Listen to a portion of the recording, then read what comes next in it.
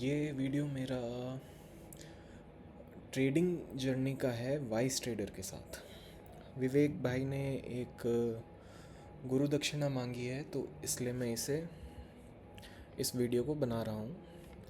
तो मैं विवेक भाई को 2020 से फॉलो करता हूँ, पर मैं on end of swing trading करता था। पर मैंने सीरियस ऑप्शन ट्रेडिंग अगस्त 2023 से शुरू करी थी विद कैपिटल ऑफ 10,000, तब 2023 में।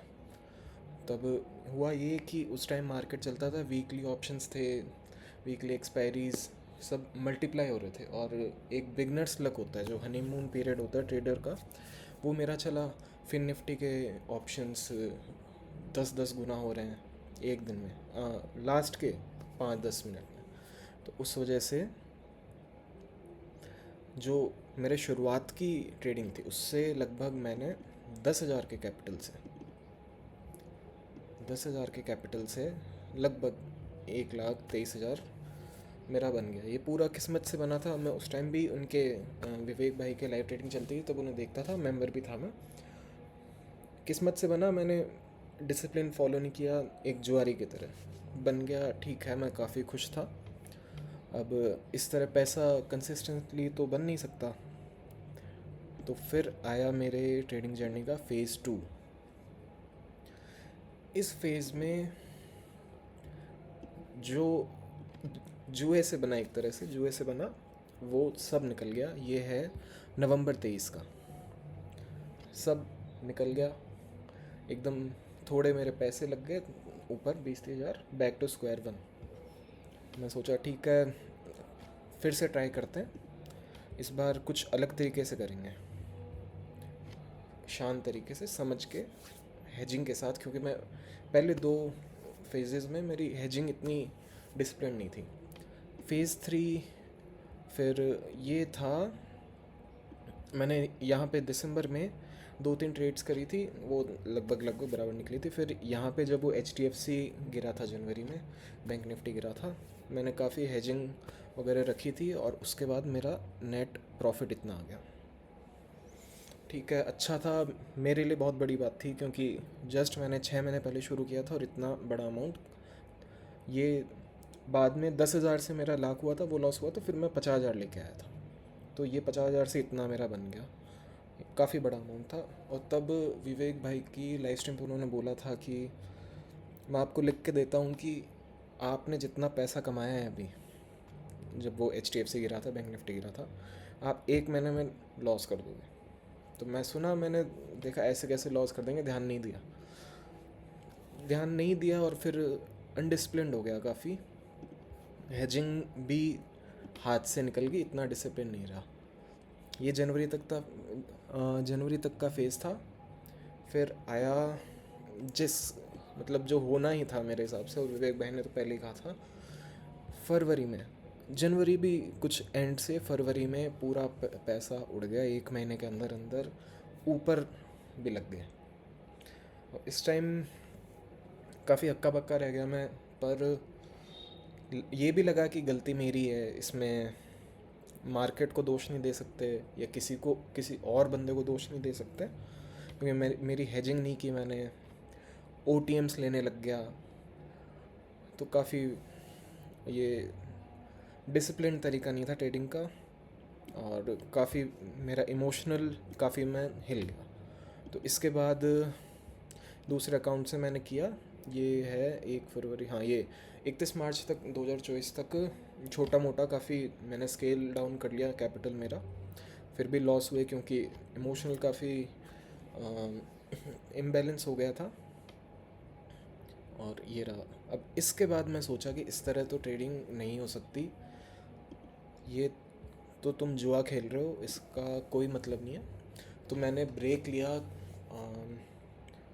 4-5 महीने, 6 महीने का मैंने ब्रेक लिया, काफ़ी सीखा, विवेक भाई के वीडियोस देखता रहा, डिसिप्लिन लाया खुद के अंदर कि कुछ भी हो जाए, एक तुम्हारी स्ट्रैटेजी है, हेजिंग तुम्हें करनी है, इन द मनी ऑप्शंस लेने हैं, और मार्केट को पहले एनालाइज करो, सोच समझ के फ़ैसला लो। ऐसे नहीं कि आपको प्रॉफिट हुआ है तो प्रॉफिट होने के बाद वापस उसी जोश से कूद गए, धीरे थोड़ा करके। तो ये सब हुआ, फिर मैंने सितंबर 2024 में मैंने सब तरह से इमोशनली बैलेंस होके पूरा डिसिप्लिन लाके मैं 10 लाख कैपिटल के साथ मार्केट में वापस ट्रेडिंग करने के लिए आया। इस बार मैं काफ़ी क्लियर था कि जुआ नहीं खेलना है, एक डिसिप्लिन वे, एक स्ट्रैटेजी है, वो उसी को फॉलो करना है। हेजिंग करनी ही करनी है, चाहे लॉस हो जाए हेजिंग करके, कोई दिक्कत नहीं है, ये लॉस झेल सकते हैं। और इस तरह से मेरी जर्नी चली। और एक लक भी मेरे साथ था कि जब मैं आया, मैं अगस्त या सितंबर के आसपास आया था, तो वो मार्केट तब से गिरने लग गया। तब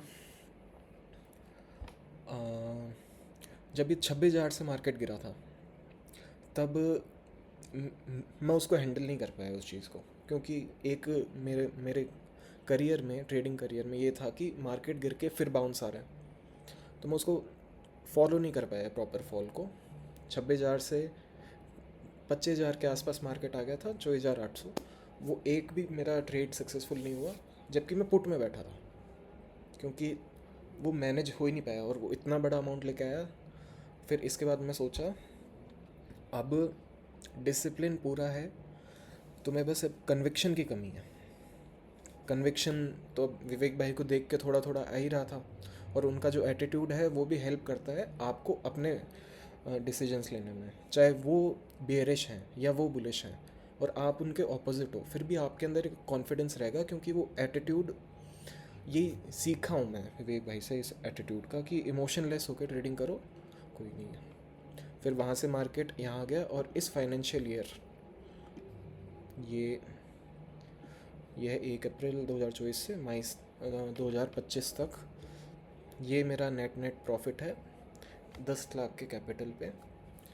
मैंने थोड़ा वीकली 10-15% वीकली पैसा ट्रेड किया, और बाकी मैंने फार मंथ्स, मतलब 1 मंथ दूर, 2 मंथ दूर, इतना पैसा इसको ट्रेड किया, पूरा हेजिंग के साथ ट्रेड किया। मैं ये कह सकता हूँ कि इतना सीख के, मैंने जितना विवेक भाई से साल भर में सीखा था, और इतने फेलियर्स हुए मेरे साथ, मतलब अकाउंट 2 बार खाली हो गया, तो मैंने एक भी ट्रेड बिना डिसिप्लिन के नहीं लिया, सब हेजिंग के साथ, सब सोच समझ के, एग्जिट भी पूरा जो उनकी प्रॉफिट बुकिंग टेक्निक है उसके हिसाब से लिया। और ये है, और इसमें ये नहीं है कि विवेक भाई आपको बता देते हैं और आप वो सेम ट्रेड ले लो, वो आपको एनालाइज कराना सिखाते हैं, आप खुद का एनालिसिस करो और उसको फॉलो करो। वहाँ विवेक भाई का कोई टिप का वो नहीं है, टिप चैनल नहीं है, वो आपको ट्रेडर बनाने के लिए हैं। मुझे तो ये लगता है, क्योंकि मैं काफ़ी कुछ सीखा हूँ उनसे। और अब इस टाइम मेरा कैपिटल पहुँच चुका है लगभग 80 लाख के आसपास, क्योंकि ये अभी मंडे को क्रैश हुआ था मार्केट, और इसमें भी मैं लॉन्ग साइड में बैठा था। ये जो मैं फ्राइडे को लॉन्ग पोजीशन लेके गया था, पर मेरी हेजिंग की वजह से मेरा लॉस भी नहीं हुआ, जबकि मेरा प्रॉफिट भी हो गया। ये 50% है मेरे कैपिटल का, मैं, है ना, तो ये थैंक यू। और ये मेरी ट्रेडिंग जर्नी थी, और अब आगे मेरा फोकस तो यही रहेगा कि डिसिप्लिन रहना है। और ये कुछ कैपिटल इतना बड़ा नहीं है मेरे हिसाब से, क्योंकि ये जाने में टाइम नहीं लगेगा, मैं पहले भी देख चुका हूँ, मेरे लिए लाख रुपए भी बड़ा था, 4 लाख भी बड़ा था, और ये भी एक पर्सनल लाइफ में बड़ा ही है, पर ये जाने में टाइम नहीं लगेगा, इसलिए मैं एकदम डिसिप्लिन तरीके से हेजिंग के साथ अपनी ट्रेडिंग कर रहा हूँ। विवेक भाई से एक एटीट्यूड मिला है ट्रेडिंग का, उसके लिए मैं काफ़ी थैंकफुल हूँ। और लर्निंग्स यही है कि आपकी ट्रेडिंग जितनी बोरिंग हो उतना अच्छा है। एक एक्साइटेड नहीं होना चाहिए आप ट्रेड लेने के बाद, एक्साइटमेंट नहीं होना चाहिए। और थैंक यू वाइस ट्रेडर, आपके साथ इस जर्नी में बहुत कुछ सीखने को मिला, और ये मेरी ट्रेडिंग जर्नी में आगे भी काम आएगा, क्योंकि आप मुझे एक ट्रेडर बना रहे हैं, ना कि एक टिप फॉलोअर। क्योंकि आप ट्रेडर की तरह थिंकिंग करेंगे तभी आप खुद के अकाउंट में ट्रेड्स ले पाएंगे, चाहे आपका आपका व्यू है वो किसी के अगेंस्ट हो या कुछ भी हो। जैसे कई टाइम मेरा व्यू विवेक भाई के ऑपोजिट था, पर कोई इशू नहीं आया उसमें क्योंकि हेजिंग थी और कोई इशू की बात नहीं है ना, वो पर्सनल चॉइस होती है उसकी। और एक सर ने क्वेश्चन पूछा था कि चैनल फ्री कर देना चाहिए कि मेंबरशिप के साथ। मेरे हिसाब से ये सर का पर्सनल डिसीजन है, पर मेरे हिसाब से एक अमाउंट तो रहना चाहिए। फ्री आप चाहे 1-2 महीने के लिए कर लें ट्रायल बेसिस के लिए, पर एक कम्युनिटी बनाने के लिए एक पे वॉल रखना ज़रूरी है। Thank you.